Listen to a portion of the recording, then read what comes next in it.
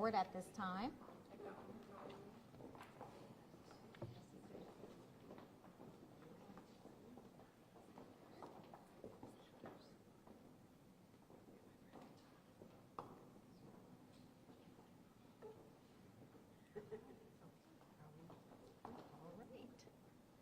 Good morning.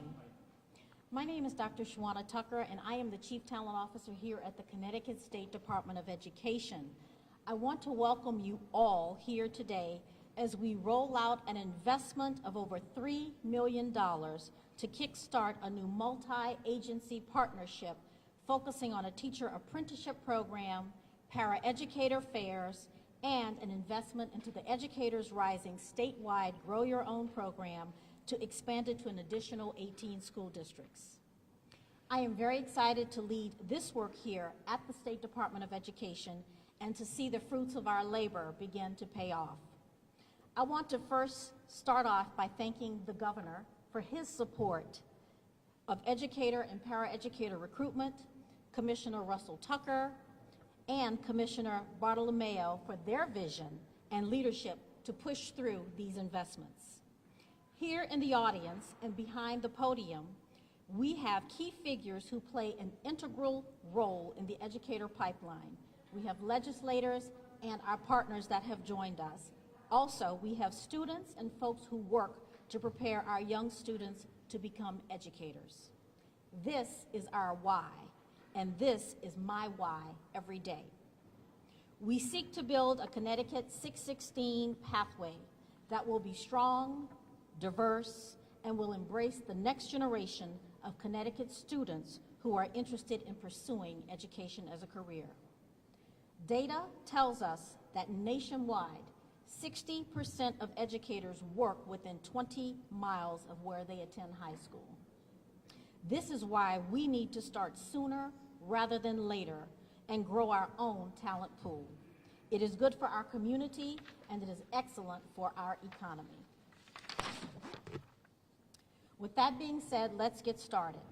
It is now my pleasure to turn the floor over to Commissioner of Education, Charlene Russell Tucker.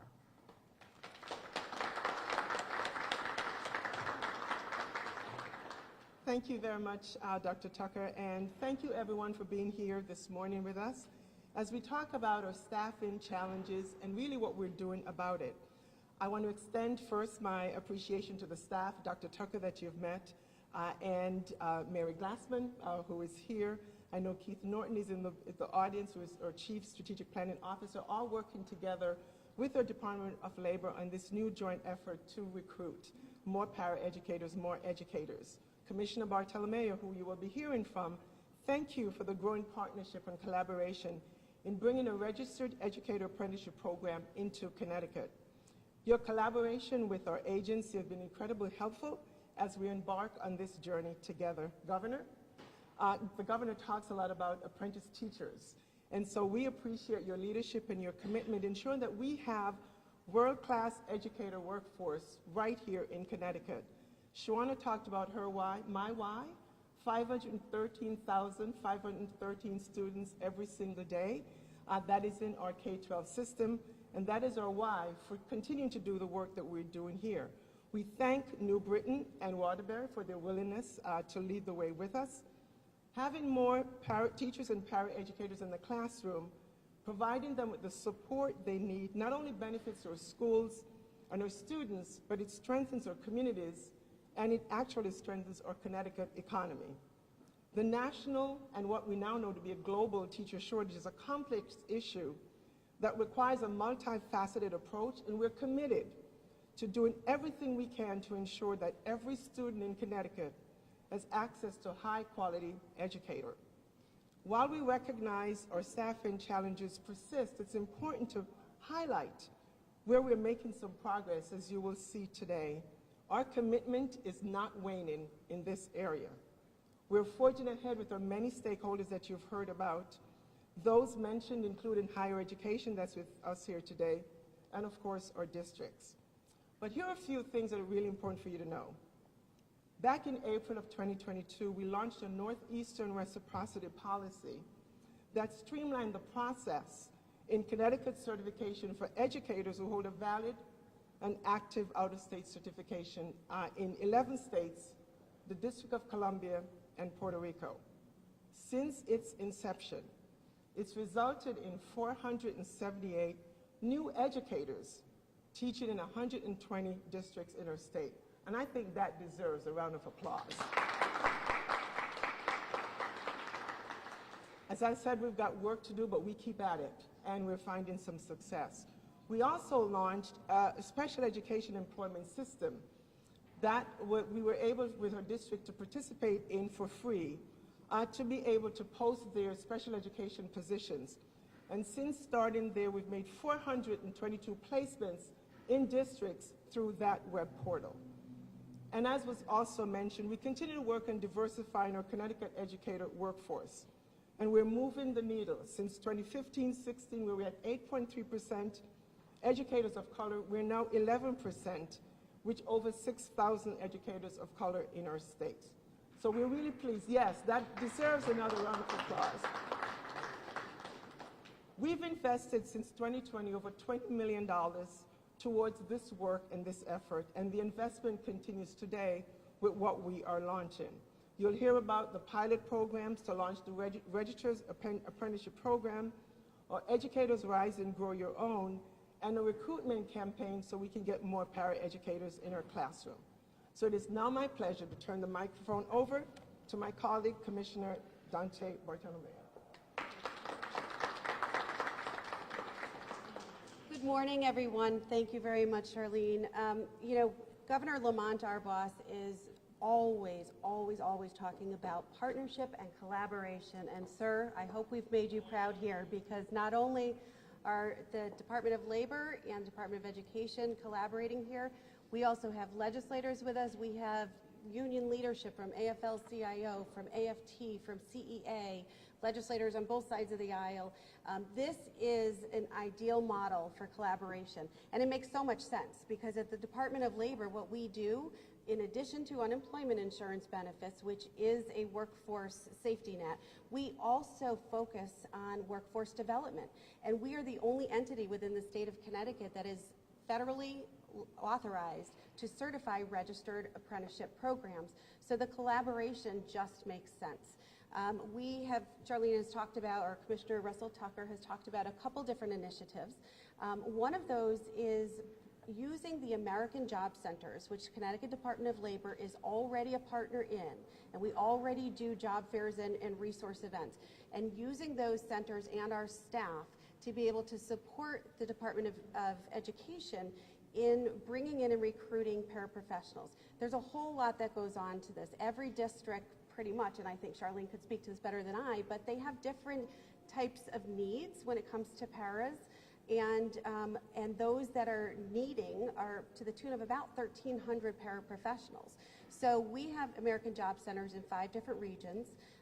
We are going to be pooling our sources and our staff to be advertising these, to be providing the services that we do every day for resume writing assistance, for interviewing assistance.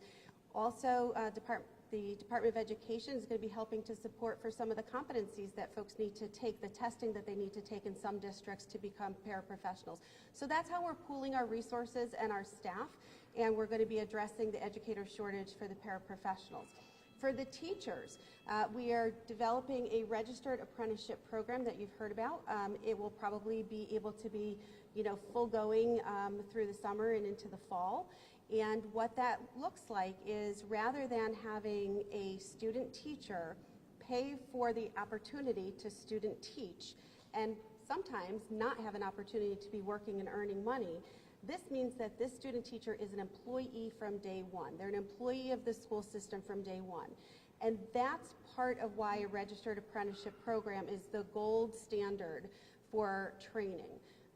There's an opportunity for them to be hired on, to be paid for that, to be mentored during that, and it's also an opportunity to have some standardized competencies for teaching throughout the system by doing a registered apprenticeship program. So some folks, like my director of registered apprenticeship service, Todd Birch, some folks say that, rather than train and pray, which is what you often have to do, Now we're going to support you by paying you while you're training. You're an employee from day one, so the loyalty is built in, and the mentorship only solidifies that loyalty. So we're really excited at the Department of Labor to participate with my friend and colleague here. This is something that conversation started about in 2019. I know federally we've started hearing a lot about it recently, but in Connecticut we were ahead of that curve. 2019 we started the conversations. A thing called the pandemic came in and hit us, and now we have re-engaged and are bringing that home. So thank you very much, folks. Thank you, Commissioners. We will now hear from Representative Tim Ackert, Ranking Member of the Labor Committee. Thank you. First, Governor Lamont, thank you. To be honest, the team you've built here, your staff, the work you're doing, and the initiatives that you're putting forward are really going to make some headway, I believe, especially in this effort here. So thank you, sir. You know, for the educators and the union members here, thank you for all that you do for our youth in the state of Connecticut. I'm State Representative Tim Ackert. I'm honored to be a past ranking member of the Education Committee, a multiple-year member of higher education, where we work diligently to find ways to get new teachers into the workforce. Also, now a ranking on labor, which I'm learning so much about the value of and the strength of our workforce throughout the state of Connecticut. But also I'm a sponsor, an apprenticeship sponsor for the state of Connecticut for over 30 years, working with Todd and his wonderful staff and the value that they bring to us. And I understand that the true value of the apprenticeship program is literally, as was mentioned, you know, earning while you learn. And that, for a lot of our people out there that don't want to be strapped with a, you know, college education bill, I can tell you the true value with my apprentices that work for me and throughout the state of Connecticut. It's such a value that we bring to the youth of our state. And, you know, maybe a non-traditional person maybe will get into education as a teacher, but also focusing on paraprofessionals. We know the true value of a paraprofessional in the classroom. The teachers know a true value of those paraprofessionals, and our students and families do too. So working collaboratively to grow these two fields is exceptional, and I thank your efforts, Governor Lamont, and your staff. Thank you. Thank you, Representative Eckert. Now I want to introduce you to professionals who are on the ground working tirelessly statewide to fortify the educator pipeline. It is my pleasure to introduce Dr. Paula Talty, Associate Dean of Education and Professional Studies at Central Connecticut State University. Dr. Talty will be followed by Dr. Verna Ruffin, Superintendent of Waterbury Public Schools. Good morning, everyone. I'm so excited to be here, as is Central and my colleagues. Central Connecticut State University is committed to diversifying and expanding the field of education, particularly those individuals who are in our classrooms. We have created a number of initiatives to support the Grow Your Own Pathway to Teaching, one of which is Next Gen Educators. Our Next Gen Educators is in its third year of programming. This places students who are sophomores, juniors, and seniors who are not student teaching in classrooms throughout districts in the state of Connecticut as employees. Our students gain valuable experience. While they are engaged in the Next Gen Educator program, the districts gain additional hands and support for students and teachers. Throughout the partnership of the past 3 years, we have placed over 100 students, CCSU students, in classrooms throughout the state of Connecticut. Many of those students remaining in districts throughout their student teaching experience. Many students throughout our 19 partner districts have come from those districts, want to return to those districts, want to teach in the districts, in the communities from which they come. This opportunity, this apprenticeship program, will enable these students to not only complete their education in the districts that they are committed to, but also to earn while they learn, thus continuing their Next Gen Educator partnership. We are thrilled to be partnering with Waterbury Public Schools and New Britain Public Schools, who have been co-partners for the Next Gen Educators program since its inception. And we are thrilled to be able to do this apprenticeship program with them. This program is incredibly important. These new teachers, budding teachers, are committed to the communities from which they came. They want to return there, they want to continue their education, and they want to become a part of the fabric of those schools. So we are thrilled. Thank you so much.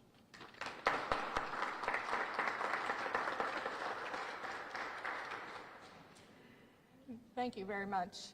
I am Dr. Verna Ruffin, the Superintendent of Waterbury Public Schools.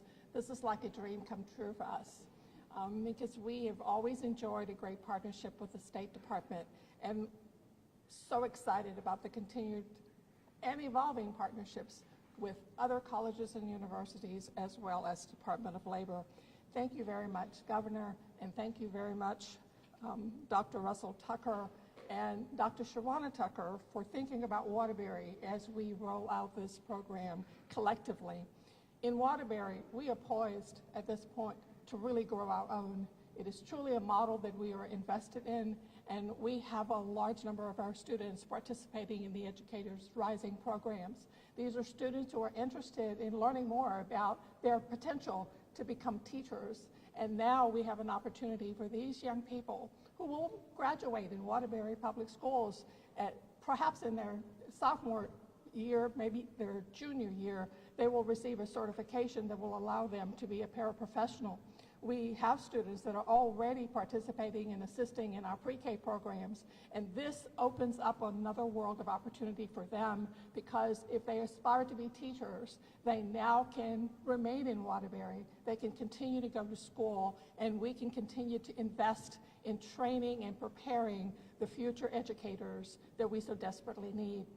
This is exciting, and we have examples of what that really looks like in real time.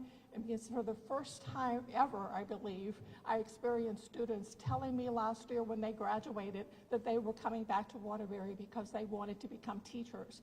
We indeed have students that are coming back. A great success story for us is our former graduate, Victor Figueroa, who has returned during his college breaks, and he actually does some substitute teaching for us, and he works in the summer for us, and he also tutors some of our students. He is committed to coming back to Waterbury, and he is also a role model for so many other students that aspire to do so.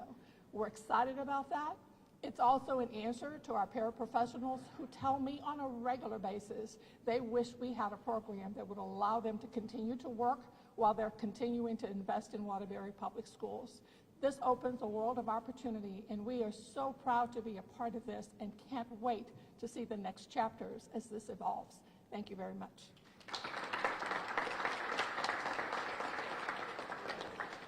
Thank you, Drs. Talty and Ruffin. Now, I'd like to introduce you to a young man who I've been acquainted with for the past 2 years. His name is Isaias Rodriguez Sanchez, and he is a sophomore at New Britain High School and is part of the Educators Rising program. His goal is to become an educator. He and many other students are our why. Isaiah.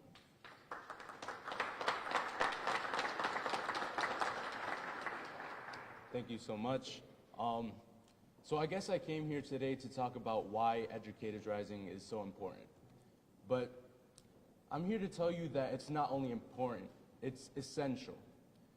If we want to really cultivate our teachers and make sure that we have quality teachers and diversified teachers in the future, Educators Rising is the answer. See, I've been in this program since I was a freshman, since last year. I'm a sophomore now. And I was provided with many leadership opportunities. Last year I was a state delegate for Educators Rising. This year I'm going to be a national senator. And that's all because of the help of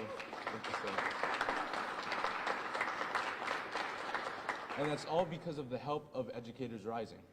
See, at New Britain High School we have a lot of education classes as well. We have a preschool in our high school, which I participate in, and I teach lessons. And this is all helping me build the skills I need to be successful in the classroom and out of the classroom. Public speaking is a thing that I'm going to be using every day, and we focus a lot on that in Educators Rising. And one thing that I love about Educators Rising is that it's not only a club.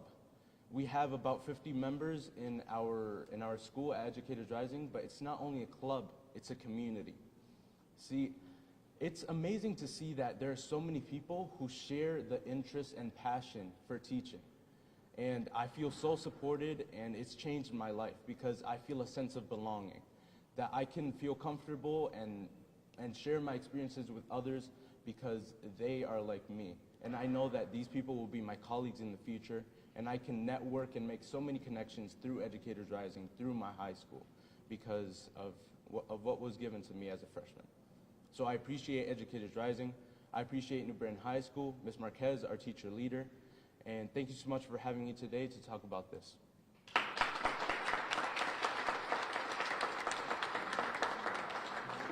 Thank you, Isaiah, for sharing your experiences with us. Last but not least, I am very pleased to introduce Governor Ned Lamont. And Governor, we thank you for your leadership, your vision, and your ongoing support. Hey, everybody. So, Isaiah, you're going to be a great teacher and a great ambassador to attract more teachers. Look, other states have it easy. They can resell oil and gas, or maybe they resell sunshine. We got to earn it. We've got the best educational system in the world. That starts with K-12. You want to know why we have the best educational system in the world? Because we have the very best teachers. And you got to work at that every day. The best teachers. And that starts with respect. Respect the teacher. Thank a teacher. Thank for what they do. Each and every one of you, you remember back when you were in second grade, you can remember that teacher. They make a difference in your lives. And when it comes to respecting teachers, give them the support they need. That's part of what these programs are, the apprentice program and getting to the high school kids into the classroom, getting them involved in learning and inspiring these kids at an early age, helping our teachers in the classroom, giving them a little bit of extra support and assistance, give our kids a little bit of extra attention. What an extraordinary difference that can make for our teachers. We're also doing to make it easier for you to become a teacher. You know, Ivory Tower is great, but maybe that third year, get into the classroom as an apprentice program. Dante can make that easier for you. Earning while you're learning, you've heard what a difference that can make. We've got a program out there to take care of all the testing and the things, so that's not a burden. So you can graduate with a little less debt and get into teaching a little bit faster, and how important that is. And Charlene said it's working. I mean, we have about 1,700 more teachers today than we had a year ago. We have a shortfall still. We still have a way to go, and that includes the paras. We need more people paras. Extraordinary work taking care of those kids, especially those kids that are most in need. We're trying to cast a wider net, so it's not just the usual suspects who come into teaching. As Charlene said, the number of folks of color who are into teaching has gone up dramatically, and we still have a way to go. And Charlene, I kind of like the about 500 folks that are coming to Connecticut from all over the region because they want to teach here because it's one of the best places to teach, and that really helps our process. And Tim, I understand you have a teacher in your family, don't you? I do. Maybe in New Haven? New Haven, That's yeah. good. Yep, sixth grade math. My daughter. Good. Taylor. So have 30 more kids because we need a lot more teachers and get to work. And Mary Glasson and I have been working together on these programs for many a year. Look, I'm so proud of this program. I'm so proud of the fact that we're getting people exposed to teaching at a much earlier age. And frankly, having somebody a little closer to your age as a mentor, as a teacher, is not a bad thing for that sixth grader either. We need you more than ever, teachers. Thanks for everything you do.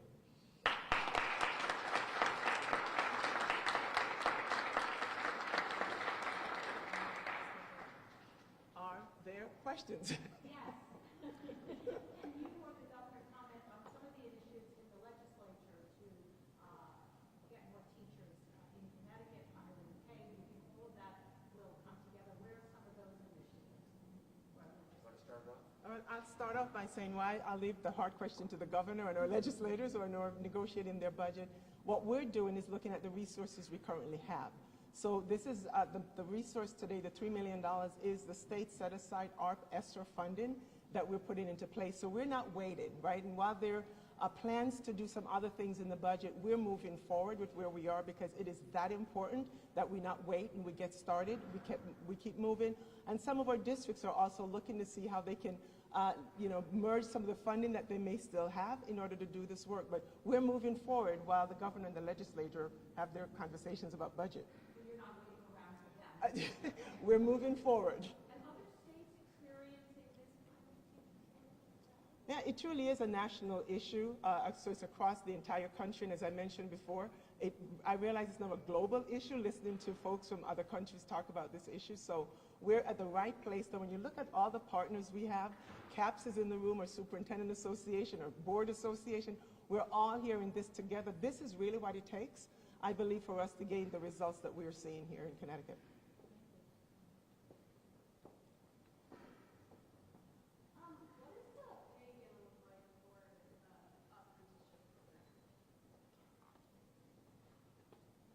We're in the early phases right now of working through that with it has to be negotiated with the districts that we're working with, so we'll be working with Waterbury, New Britain, and our partners at Department of Labor to make sure that we fall within the parameters of the federal template that has been given to us that we need to follow.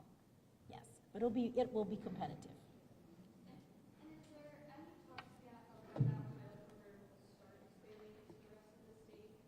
Well, we're starting off with one district in each of the programs. So one program is Next Gen, the other program is the Connecticut Teacher Residency. So those will be the two registered apprenticeship models. Our goal is hopefully within 6 months of implementing those programs within those two districts to then bring on other districts. And that has been advised of us from our technical assistance partners that are helping us navigate the process.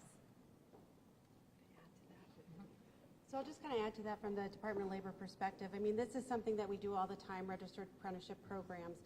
There is a template, as was said, about what that needs to include. And so the employee being hired on from day one is a critical part of that. And then there are also steps in wages as the employee goes through the apprenticeship program and hits different markers throughout that time. As far as where this ends up going, it is a program that registered apprenticeship can be applied to almost any occupation. So the talk about teachers as registered apprenticeship is a national conversation. It is one that we expect and hope to see U.S. Department of Labor continue to provide additional funding as it moves forward. One of the things that we have to kind of work on and figure out is what that looks like for Connecticut within the parameters, as was said. Every state is different. So some states have this in places where they don't have unions, and we do have unions, and so the unions are with us on this, which is a benefit to Connecticut that we have yet to see in some of the other states. So they're right there working with us. They want to see this happen, and they're a partner in that organization, in this program, I should say. So where it could go, it's kind of endless, boundless. It may be an opportunity that works for every single district, but until we get the pilot going, we'll have yet to be seen. But we have a very good feeling about the potential in the future for additional districts. Just to clarify, how many districts involved in the registered apprenticeship program? Right now, the registered apprenticeship program, as it gets going, will be piloted in the two districts in Waterbury and New Britain. Beyond that, it might be a question for Charlene.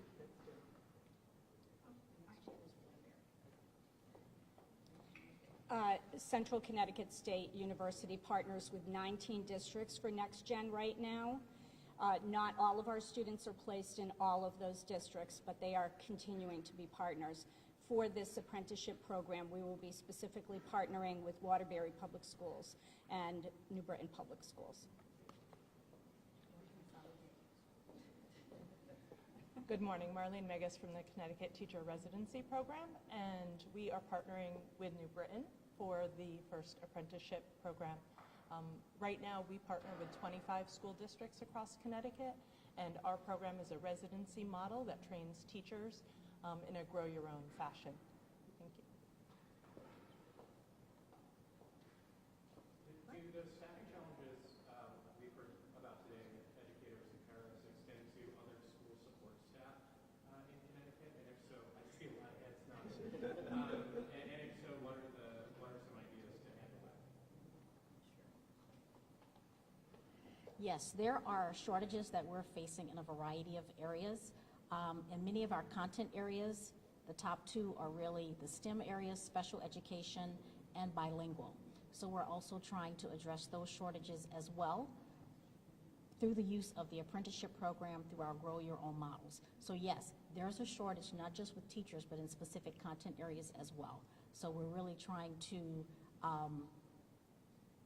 begin and implement as many initiatives as we can to address all of those specific areas. Thank you. Thank you.